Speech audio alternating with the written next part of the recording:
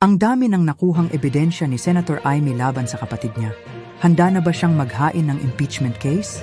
Halina't ating panoorin. 2024. Mahabang pagpaplano to. Nakita din natin na may dumating din na isa pang protection expert at iba pang mga dumating na si Amir John Kasam. Dumating October 20. At yung investigador dumating din sa October 24. Siya yung huli. Ang huling ICC na nasa record ko, October 24, Glenn Roderick Thomas Cala.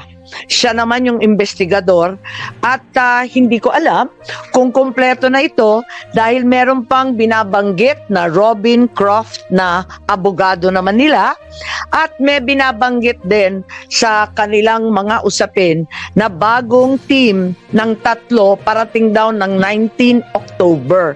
Hindi ko na nakuha yung pangalan pero maliwanag na merong mga dumating na ICC at nagpakilala bilang tauhan talaga ng ICC.